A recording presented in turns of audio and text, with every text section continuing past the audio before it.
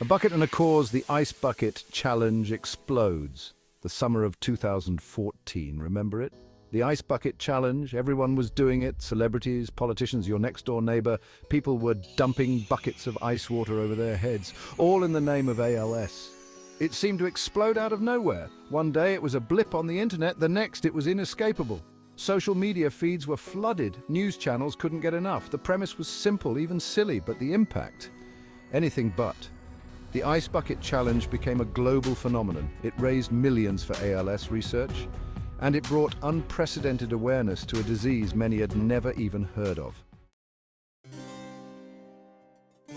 Tracing the roots from golf courses to a life-altering diagnosis. The origins of the challenge are surprisingly mundane. It started as a dare among friends, a group of golfers challenging each other to feats of, questionable bravery. The loser donated to a charity of the winner's choice. Enter Pete Freitas, a former college baseball player diagnosed with ALS at the age of 27. The disease, a progressive neurodegenerative disorder, gradually robbed him of his ability to move and speak. His friends, touched by his struggle, adopted the Ice Bucket Dare as a way to raise money for ALS research. They called it the Cold Water Challenge, and they specifically linked it to ALS. Their hope? To raise awareness within their social circles, to maybe, just maybe, make a small dent in the fight against this devastating disease. Daring to donate. Simple rules, massive reach. The rules were disarmingly simple. Get doused with ice water, donate to ALS research, challenge others to do the same. A perfect recipe for virality, easy to understand, easy to participate in, hard to ignore. Social media was the engine. Facebook, Twitter, Instagram. These platforms became the challenge's megaphone. Videos spread like wildfire. Celebrities amplified the message. Millions watched, shared, and participated. The challenge tapped into something primal, a desire to belong, to be part of something bigger. And it did so with a light-heartedness that belied the seriousness of its cause. People were entertained, engaged, and inspired to give.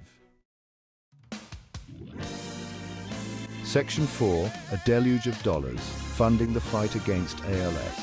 The results were staggering. Over 17 million people participated in the challenge.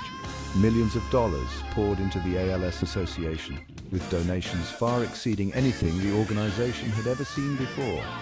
The influx of funds had a tangible impact. It accelerated research efforts and provided critical support for patients and families. It brought the search for a cure closer than ever before. The challenge also had a profound impact on awareness. ALS, once a relatively unknown disease, became a household name. People learned about its devastating effects and were moved to action. The conversation had shifted.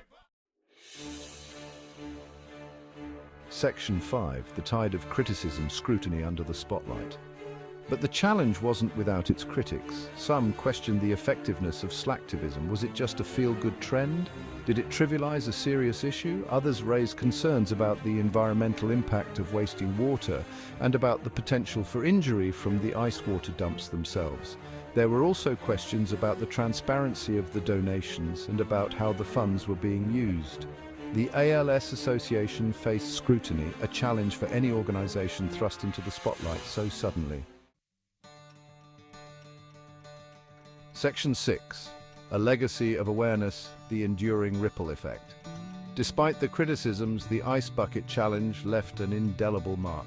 It demonstrated the power of social media for social good. It showed that even something as simple as a bucket of ice water could spark a global movement.